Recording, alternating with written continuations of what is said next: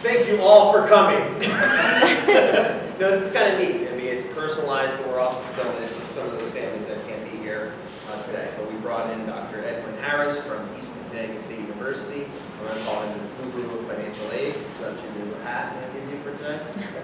But this is really neat. So right now, we have a total of 5 senior parents and 1 junior parent. So it's really good to be here. So thank you for coming. Absolute pleasure, and take it away. Good. Okay, so to start, for the senior parents, how many of you have been through this before? Any of you? Got an older child that you went through the financial aid process with? All first timers? Okay. I had a big crowd on campus the other day when I did one of these, probably 75 sets of parents, and I think maybe 20 of them had been through it already. So I said to the rest of them, see, there's all kinds of experts here that can help today. Let me see if I can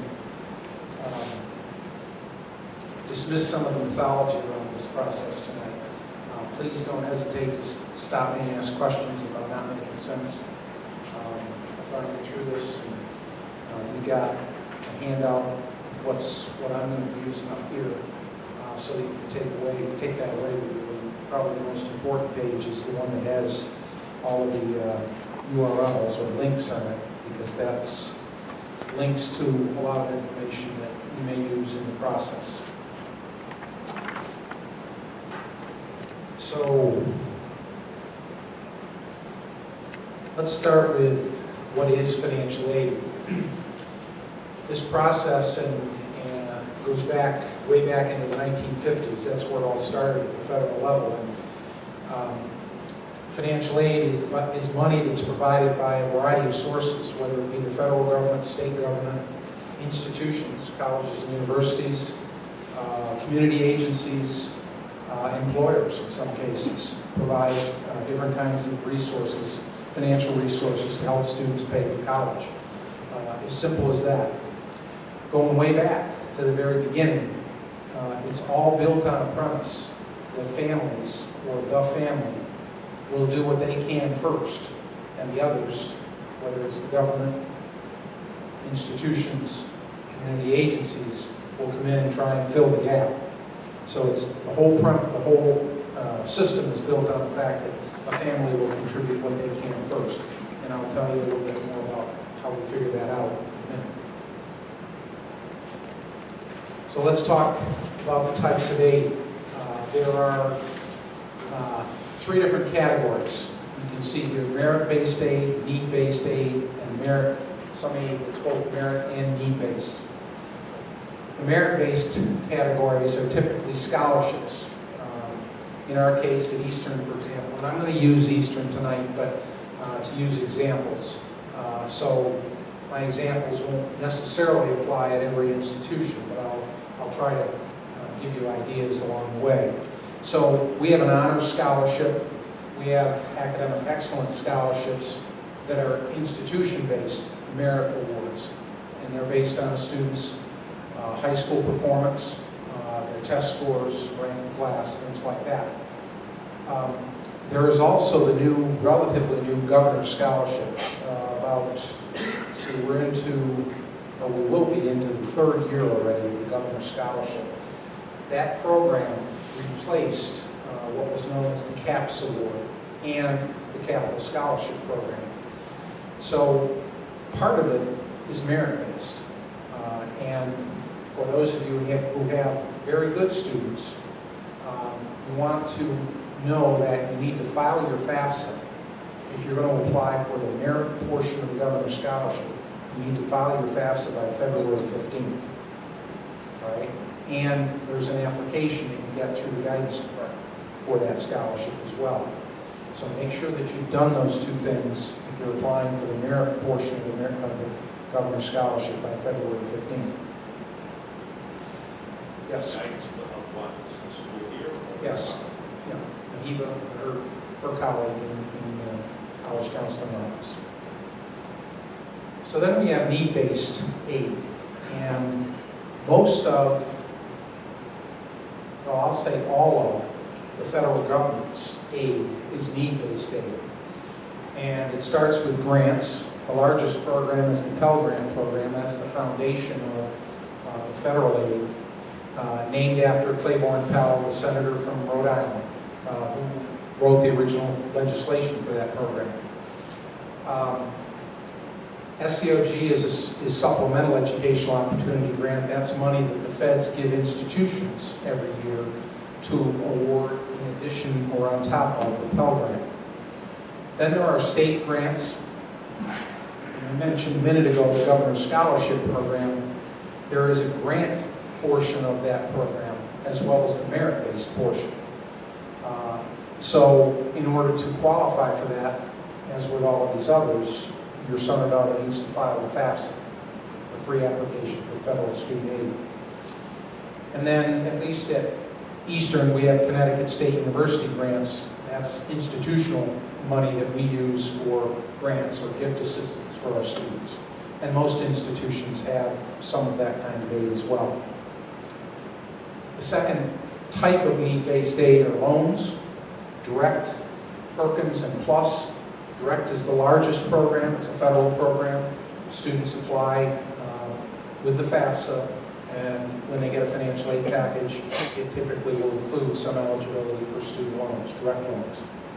Perkins loan is another, what they call campus-based program. Again, it's federal money, but it's given to the institutions to award. And so we have some Perkins, and most institutions do. The final one, Plus, stands for Parent Loan for Undergraduate Student. And a parent can borrow on behalf of their son or daughter up to the cost of education if you need to. So that's a big program as well, because a lot of parents use that program.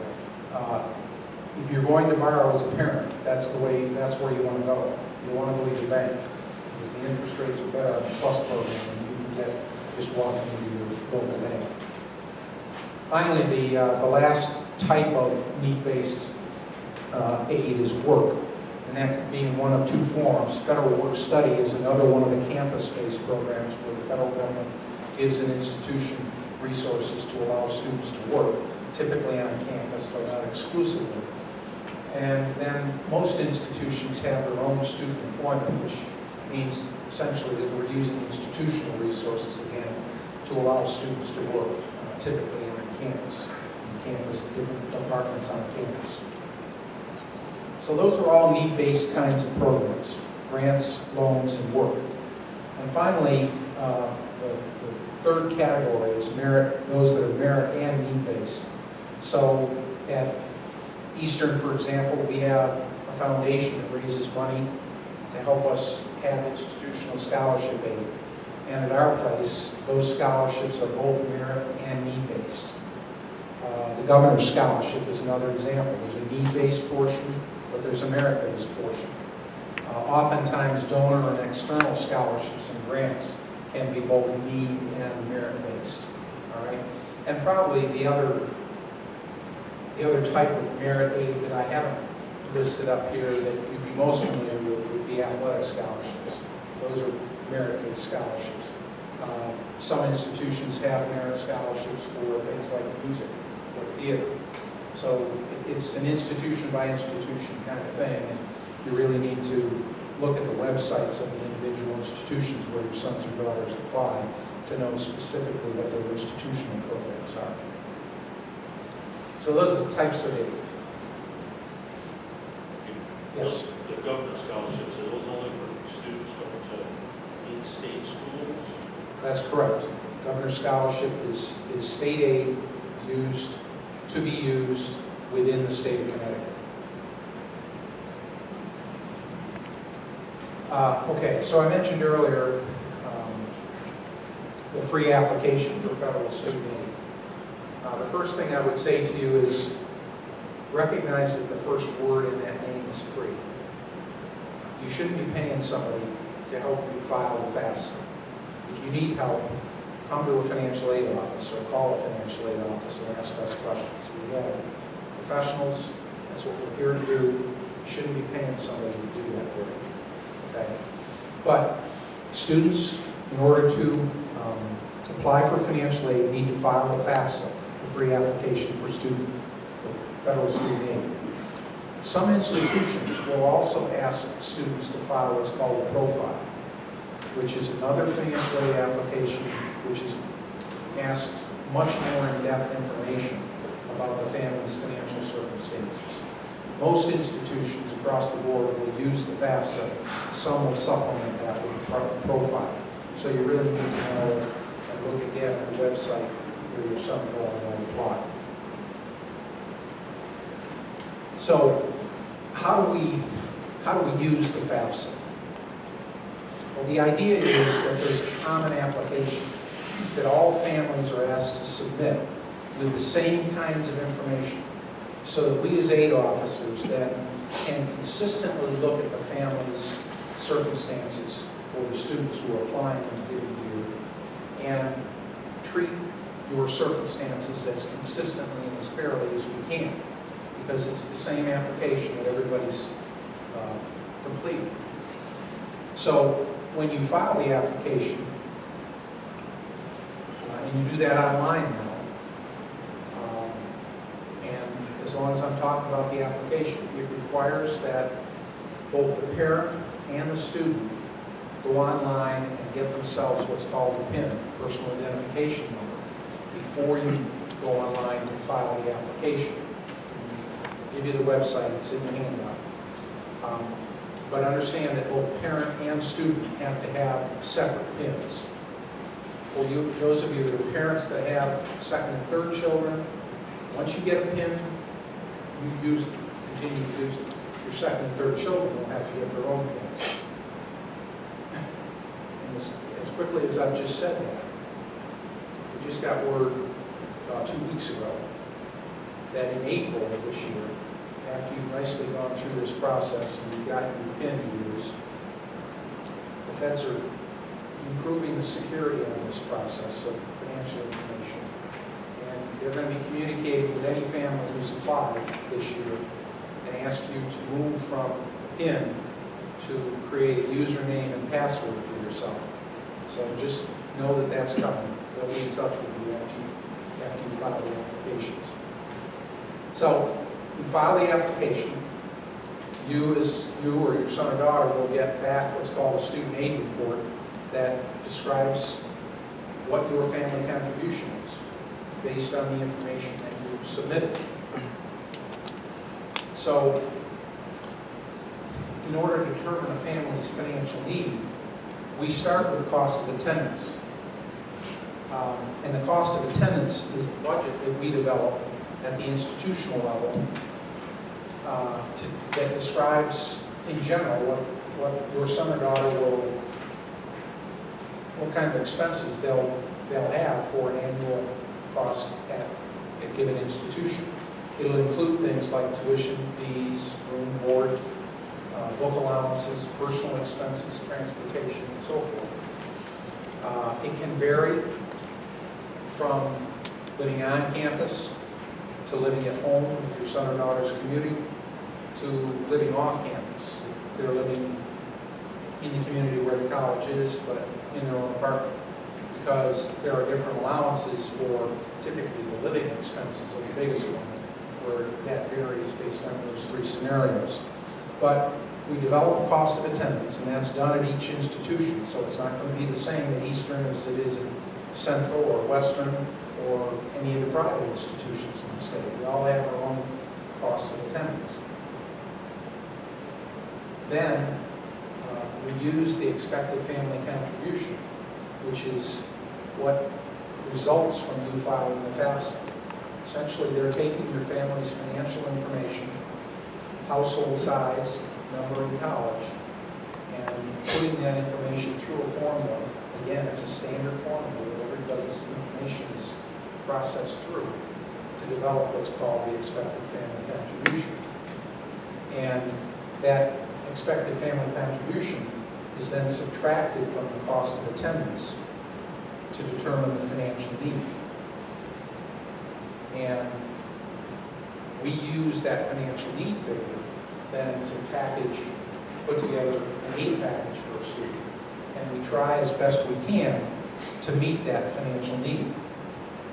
Does every institution do that? No. Meaning they try, but some of us have limited resources, institutional resources, and therefore aren't able to meet a student's full need necessarily. But we do the best we can using all of those types of aid that I talked about and what we have to work with to meet a student's financial need and make it possible for them to attend college. So as I said, one more reminder that you need to file that free application for federal student aid. Now, different institutions are going to use different deadlines or priority dates. At Eastern, for example, we want our students to file the FAFSA by March 1st at the latest. Why? Because we know that we have limited institutional resources and we don't have enough to go around. So if a student doesn't get their application in at Eastern or their FAFSA filed by March 1st, their chances of touching our institutional aid will reduce significantly. But you and your sons and daughters need to ask that question of each institution where you're applying. Make sure you know what their deadlines are, what the priority dates are, and make sure that you file by the earliest of those. Does it matter to get it in earlier? No, So no, if the earlier. I'm taking when you look at everyone and find it. Yeah. Okay, so applying for and receiving aid. You can file a FAFSA every year, and you need to file it every year that your son or daughter's in school, right? And every year it's available, it'll become available for the following year on January 1st. And you can file it anytime after January 1st. But again, make sure you know what the priority dates are and get in ahead of that. So for Eastern, we encourage people to do it after January 1st, but before March 1st. Now, 2 years ago, the IRS finally and the Department of Education got together. We've been waiting for this for a long time. But they created something called IRS Data Retrieval. So if you as a parent can file your taxes this year, your 2014 taxes, relatively early, wait a couple of weeks for the IRS to process them. When you file the FAFSA, you're able to use this data retrieval tool to pull your tax data directly out of the IRS database into your FAFSA, rather than having to have all your tax documents around you while you're trying to fill out the application. If you can't, that's okay. And I encourage you, even if you can't file your taxes early, to make sure that you file the FAFSA by whatever priority date you're interested in. Because you can go back into your FAFSA record after you filed your taxes and use IRS data retrieval to pull the tax data in at a later point. But you want to make sure that you file the FAFSA by whatever priority date is that's most important to you. So we filled out everything on the FAFSA except for the IRS. Okay. And our last form file. So we could go back in, let's say tonight, and click on that IRS data retrieval, and that means that when the taxes come, you'll have that information. No. You can't use the tool until you filed your taxes. And actually, it's file your taxes and wait 2 weeks, because you've got to give the IRS a couple of weeks to process your taxes. So what I would encourage, depending on how long it's going to take you to get the rest of the forms for your taxes, go ahead and use 2013 taxes to submit the FAFSA now. And then when you get your taxes for 14 filed, and wait a couple of weeks, go back into your FAFSA record and update it with IRS data retrieval. Okay?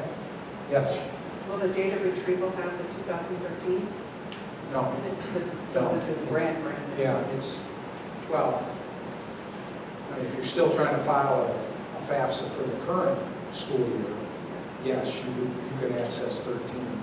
But if you're working on next year's FAFSA, you want to be pulling only 14 days.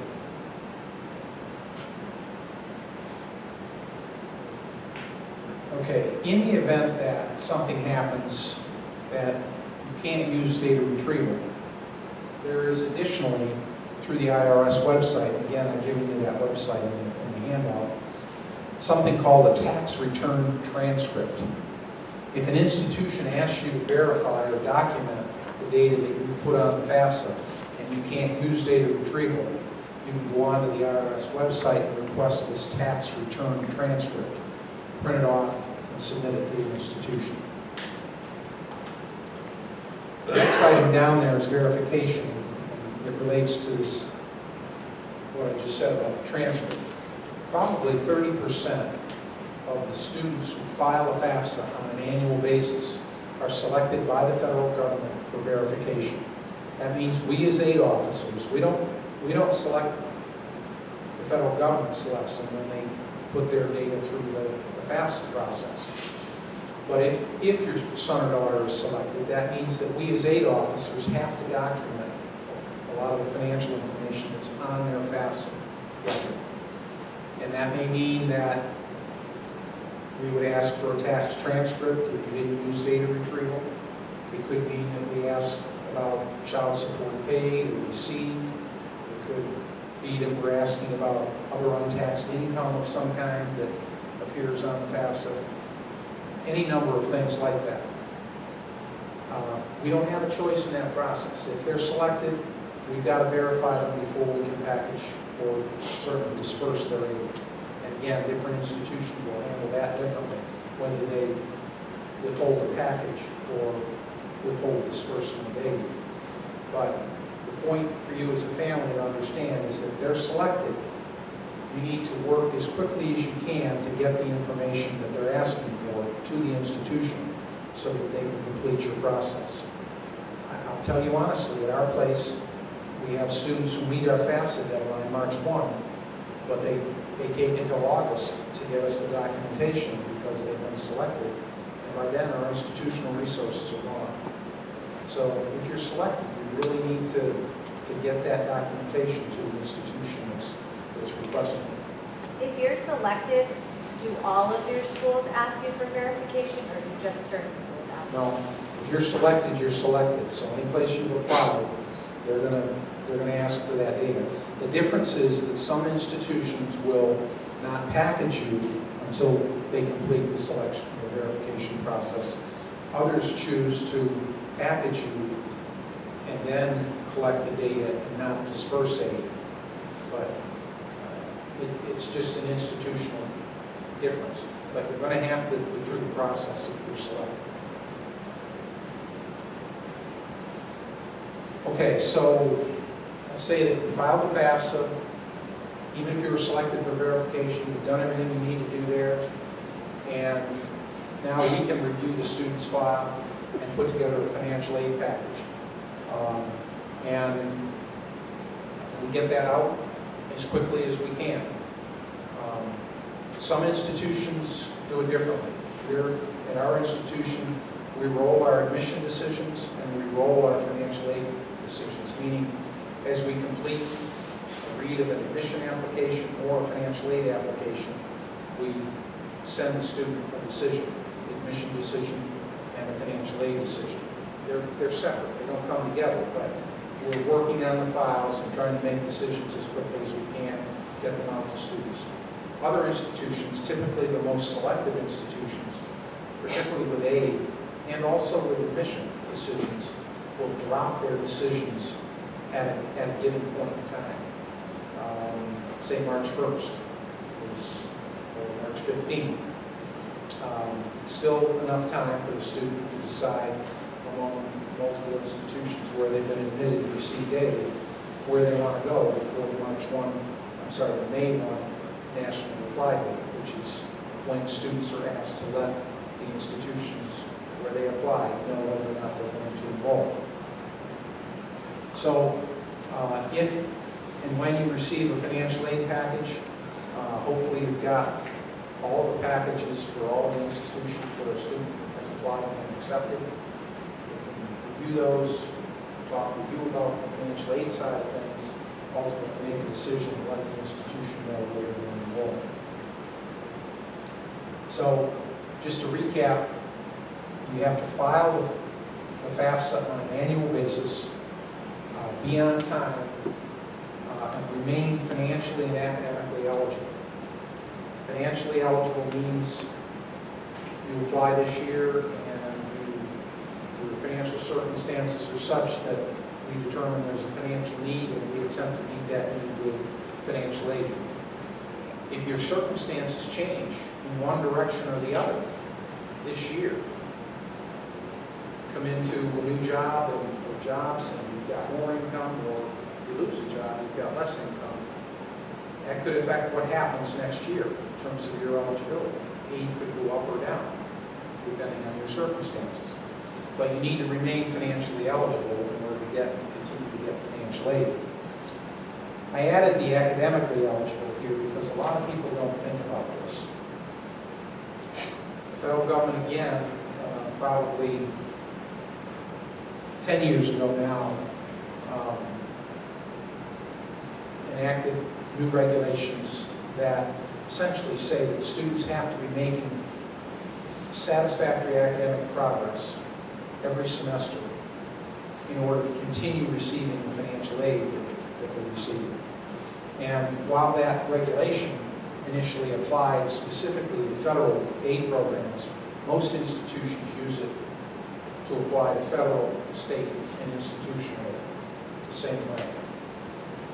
So be aware that there are both financial and academic requirements for continuing to receive financial aid. Just a minute, I'll show you here our satisfactory academic progress policy. And the most important thing to understand is that there's a grade point average standard, a pace progression standard, and a maximum time frame standard. And that's the same at every institution. I mean, those three standards apply at every institution. Their individual requirements under each of those standards could change from one institution to the other. But at Eastern, for example, we're looking for the student on the grade point average standard to have up to 30 credits, meaning up to the end of the first year, at least a 1.8 GPA, cumulative GPA. That's less than a C average. So we're giving them a break at the front end.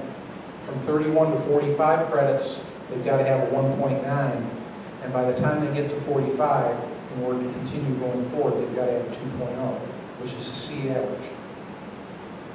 And they need a 2.0 to graduate. So we're giving them a gradual approach at the front end as they make the transition from high school to college. And you'll find that at a lot of institutions. Eastern isn't alone in that. Then there's a pace progression standard. And this says that every semester that they enroll and register, probably as a full-time student, let's say they're going to be taking 15 credits a semester. They've got to complete 2/3 of those credits successfully in order to continue receiving financial aid. So if they register for 15, they've got to complete 2/3 of it that semester. And finally, the maximum time frame standard says that they have really up to 180 credits, which is 150% of the number of credits required for a degree, 120, within which to continue receiving financial aid. Why do we give them that long? Well, because if you take this and they're always right on the margin, they can go up to 100, attempting 180 credits to get the 120 they need. Not suggesting that's where they ought to be, or that's where you want them to be, but that's the way it works. So, what happens if they fall below that standard? At our place, and in general, it would work the same way at other places. There may be variations. At our place, if a student gets to the end of that first semester, well, let's say it's the end of the first year, and they've attempted 30 credits, but their GPA is a 1.7 at the end of the 30 credits, at the end of the first year. We're going to put them on probation, which means they can get their aid for one more semester, but they've got to bring their GPA up. And if it's another 15 credit semester, that's going to put them at 45 credits, and they're going to have a 1.9 in order to continue getting their aid the following semester. If a student doesn't make it at the end of that semester, we allow them to appeal. And again, that's part of the federal regulation, that students have to have the right to appeal if there are extenuating circumstances. Things like, they're hospitalized in the middle of the semester for some reason. They couldn't complete the semester they wanted, the way they wanted. Death in the family, a variety of things like that could have got an impact on why they weren't as successful as they needed to be. So there's lots of room for students to drop the ball and still get there. But they can't keep doing that semester after semester. They've got to do the work ultimately and put themselves in a success position in order to continue receiving their aid. Any questions about that? Okay, I put in here a couple of sample aid packages, and again, these are actual aid packages at Eastern in the current year. Protected the names of the students I've used and so forth, but just to give you a sense, Miranda is a dependent freshman from Middletown who lives on campus during the academic year. So remember what I said about the different cost of attendance budgets. Hers is the largest of the three types because she's living on campus. During the summer, she lives with her parents and a sister who also attends college in college full-time. Why is it important to know that? Remember we talked about the expected family contribution. The expected family contribution is the expected family contribution. If there's one student, we expect the parents and students to use their expected contribution for that one student. If there are two students, at least the parents' portion of the expected family contribution gets divided between the two, or three, or four, if there are four to college at one time. God forbid. Important to note that Miranda earned straight A's in high school and graduated within the top 10% of her class. She filed her FAFSA before February 15th and has an EFC of 5305, expected family contribution of 5305. So the family contribution is really twice that number, based on what I just said. Her portion of it is 5305. So at Eastern, she received an academic excellence scholarship of $4,000, a governor's merit scholarship of $5,000, federal direct subsidized loan of $3,500, and a federal direct unsubsidized loan of $2,000, for a total of $14,500. A couple of things. The federal direct subsidized and unsubsidized loan. As a freshman, every student who has need is eligible for a $3,500 subsidized loan. That amount increases to $4,500 in the sophomore year and $5,500 for the junior and senior year. Now they are also eligible for, on an annual basis, an unsubsidized loan of $2,000.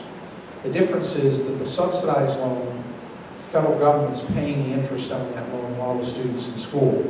The unsub, the interest rate is accruing and going into the principal, or families paying it as they go along. But two different parts of the same loan program.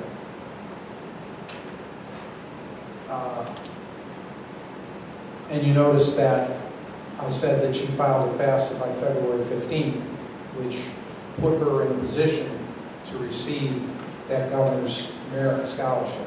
If she had filed on February 16th, she would have been out of luck. So, again, if your son or daughter's in that caliber, you need to file on February 15th.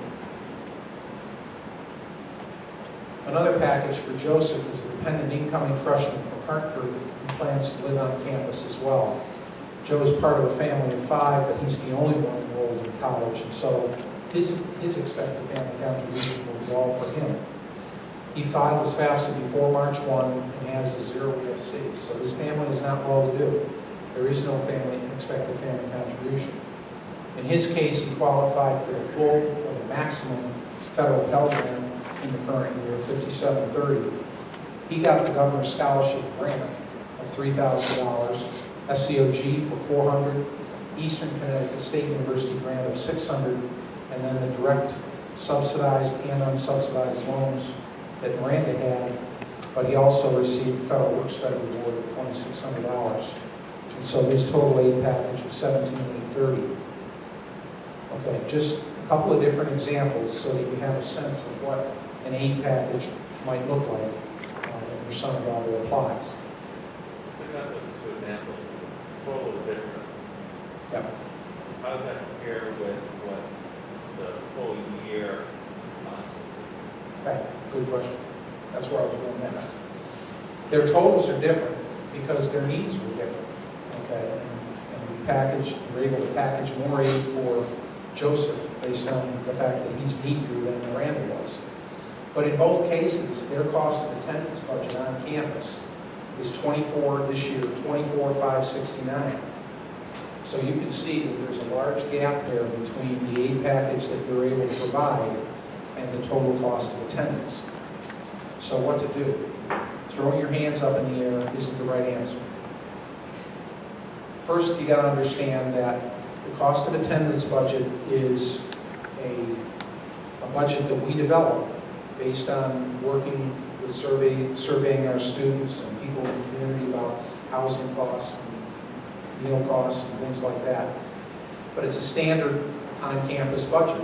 Theirs is both the same. They're both living on campus. But within that budget, there are allowances for books, for transportation to and from home, for miscellaneous expenses, personal expenses, and every student is different. So some students, to begin with, it isn't going to cost them $24,569. What you really need to be concerned about as a family is, first of all, the direct costs that are going to be billed by the institution. And I'm talking about tuition, fees, room, and board. All right? The direct costs at Eastern out of that $24,569 are, let's see, the numbers, probably between 17 and 18,000. So these packages are closer to direct costs than they are the cost of attendance budget. So that's the first thing to think about. The second thing to think about is how do we make up that difference? Well, how much can your son or daughter earn during the summer? Can they work hard and help with that gap? Are there other extended family that are willing to help and be part of the equation? Parents, I mentioned to you earlier in the process, the PLUS loan, parent loan for undergraduate students. If you don't have resources yourself, is the PLUS loan an option for you?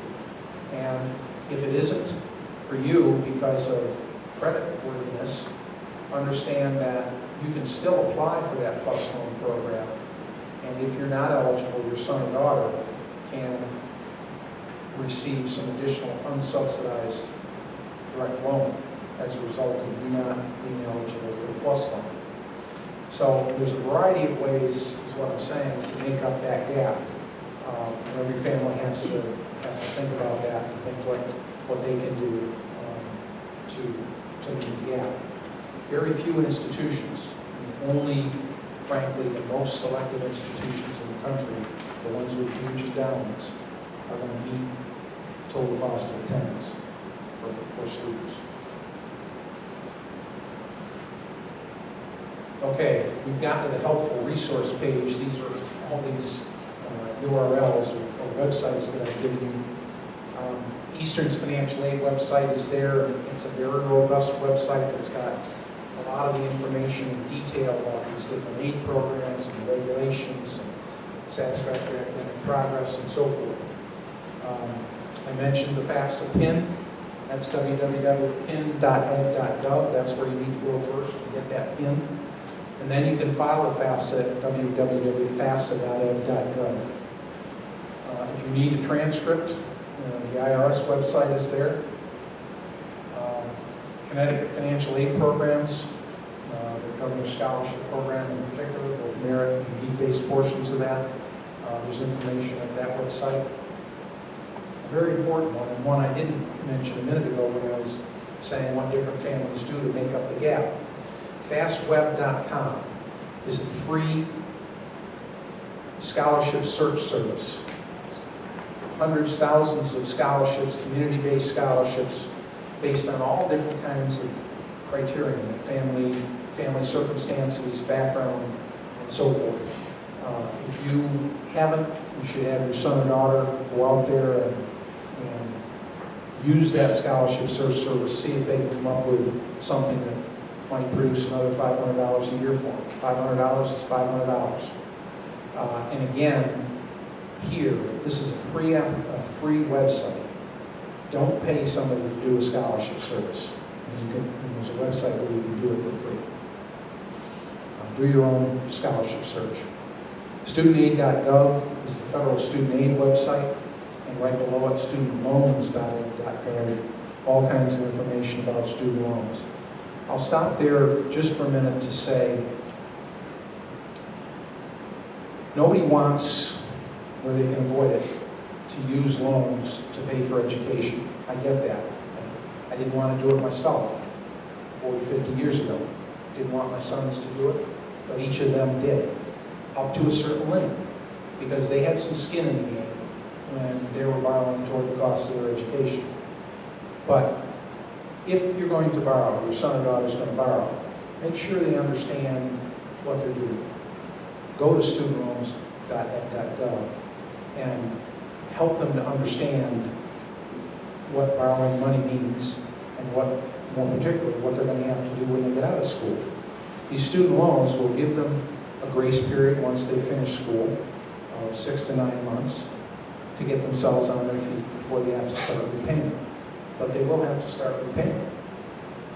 And depending on their circumstances and how much they borrow, that monthly amount can have an impact on their lifestyle.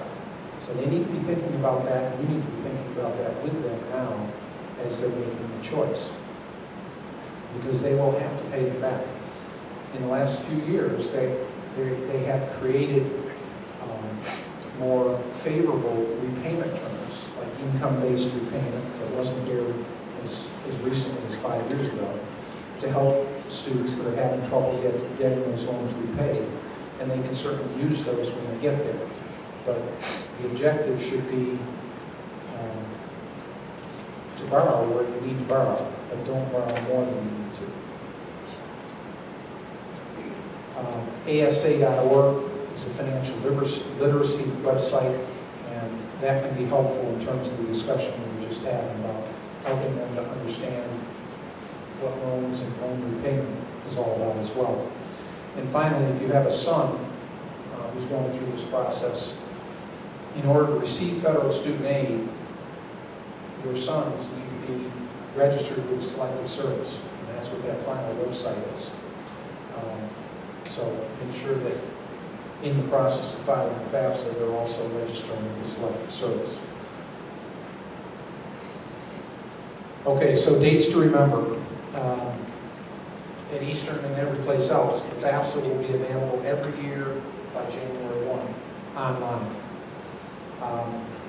February 15th is the key date for the Governor's Merit Scholarship application and the FAFSA deadline. March 1st is Eastern's priority date, and that will vary from institution to institution again. So know the institutions where you're applying and what you need to do. Remember that if you're selected or your son or daughter is selected for verification, immediate response on what's being requested is important. And finally, understand that May 1 is the national reply date. All of us, higher education institutions, ascribe to that date, and expect students that we've admitted and potentially given financial aid packages to let us know by May 1st if they're going to enroll following the fall. And I'll say it here. Most students obviously let the institution where they're going to enroll know. Well, they've applied to anywhere from 2 to 10 more. It's also nice if they let the other institutions know that they're not coming. So, May 1, a key date. In summary, aid includes grants, scholarships, loans, and work. How much a student receives depends directly on his or her financial need, possibly on special talents, and on the availability of aid resources at a particular college. Filing on time for best results, responding immediately if asked for additional verification information, and using online resources and asking questions. We understand that you get into the FAFSA, some of this can be overwhelming. We try to make it as simple as we can, but if you have questions, ask questions. Call any financial aid office and ask questions. With professional staff, in some cases student staff, and we'll try to help and answer questions you have if you're struggling to get this application in on time. So don't hesitate to give us a call. Finally, I'll answer any questions, other questions you have. Our website and our phone number, direct number for our office is listed there if you want to call us. But any financial aid office can answer questions that you have.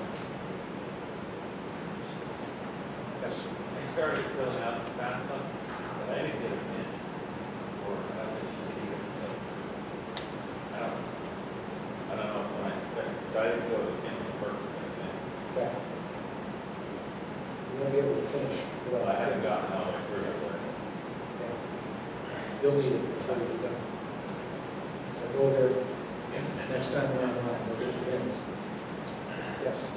In order for my son to apply for some of the financial, or the federal financial aid, he needed to also sign up for a selective service. Yeah. Is that correct? Yeah. Does he sign up before he's 18 or when he's 18? When he's 18. So he can't apply for any of the federal financial aid. No, His birthday is actually in September, so that's way prior to when he's going to be 18 next September. Is that what you're saying? 16, 2016. He's a junior. Oh, okay. He's a junior. Thank you. Sorry. But he won't be 18 until Until for he that started first school. year to apply for this financial aid. Yeah. So would we not be able to apply? No, you can apply, but we're going to be, there's a question on the FAFSA that asks whether or not he's applied or registered with selective service. So that'll pop out. Will that Package will in. that question come up, and will financial aid departments then go, oh, he's not applied, or will that red flag them? It won't stop us from packaging him. We will make sure that he's done what he needs to do before he's supposed to get it. Okay. So during that, okay. It won't stop him from filing the FAFSA. He won't be, but he wouldn't start school until, or he wouldn't start school before he's actually 18. That's fine. So when all It'll this, work out. okay.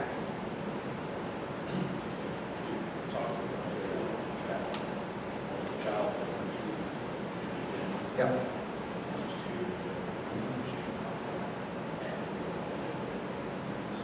Her pin number? Your pin number? Never realized I had to keep it Okay. next week.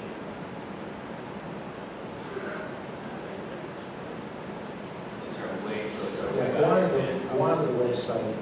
And see. I think you can retrieve the old one through the website. If not, call us. Call.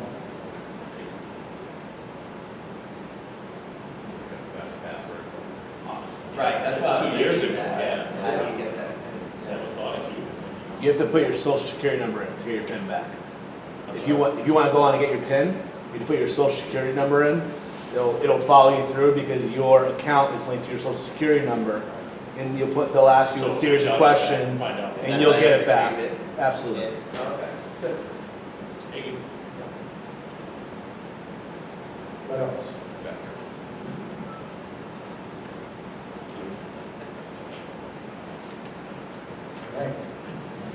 All right. Again, if you have questions, any aid office should be able to help. We are at Eastern. Give us a call, shoot us an email. But good luck with the process. Hopefully, everybody gets what they need. Thank you. Thank you.